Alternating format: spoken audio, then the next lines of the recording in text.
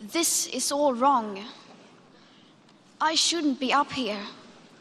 I should be back in school on the other side of the ocean. Yet you all come to us young people for hope. How dare you? You have stolen my dreams and my childhood with your empty words, and yet I'm one of the lucky ones. People are suffering, people are dying, entire ecosystems are collapsing.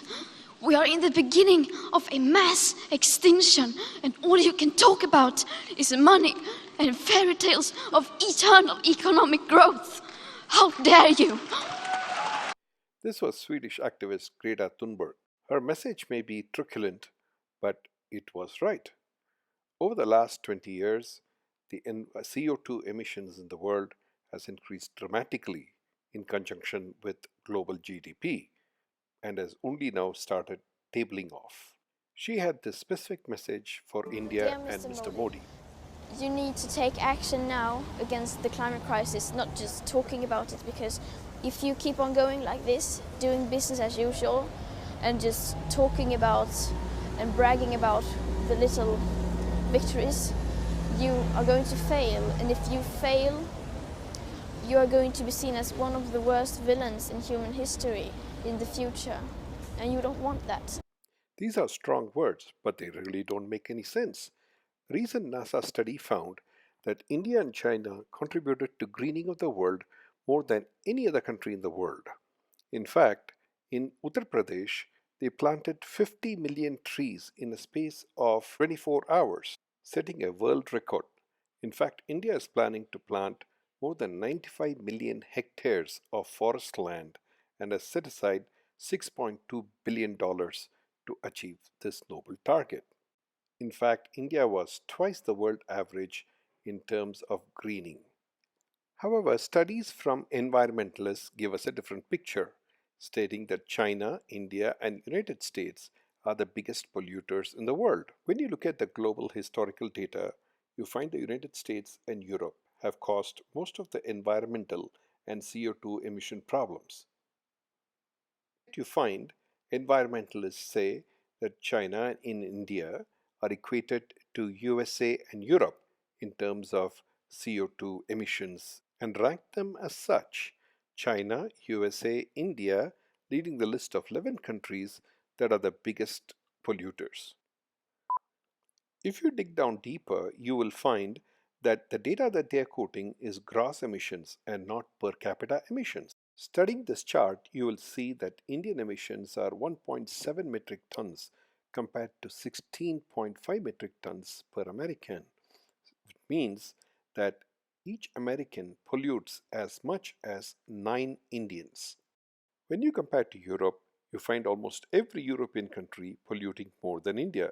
In fact, every European pollutes more than 4 Indians. When you compare this data to West Asia, you find them polluting 11 times more. Even amongst the BRIC countries, every other country pollutes more than India.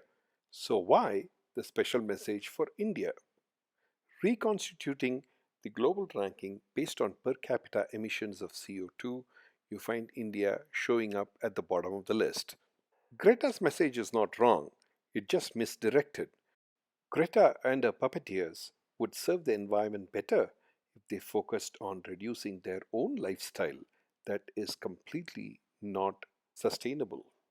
Observe the number of single-use plastics that are shown in Greta's own tweets and own photographs.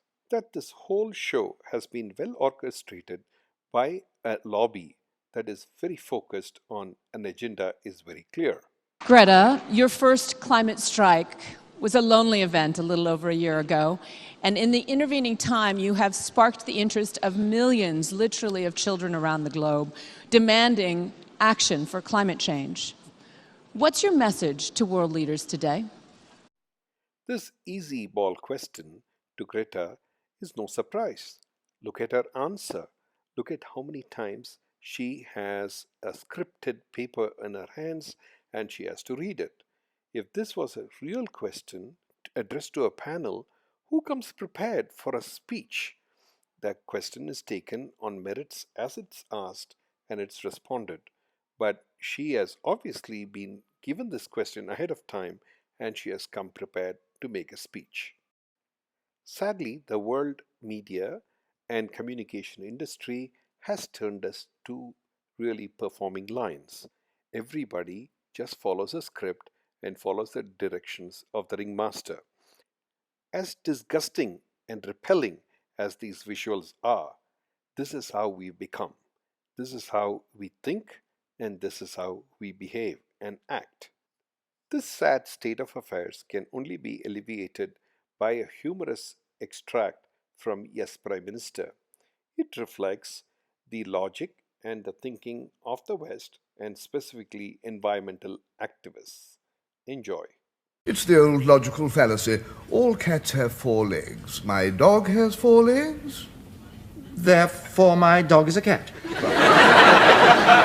He's suffering from politicians' logic. Something must be done. This is something, therefore we must do it. But doing the wrong thing is worse than doing nothing. The message to Greta, her puppeteers, and other people who follow this meaningless charade. If you want to change the environment, change your lifestyle. You don't need government policies to put on an extra layer and reduce the heating in the house. You don't need government policy to plant more trees. You don't need government policy to take expensive cars and go on joyrides. You can change the world without government intervention.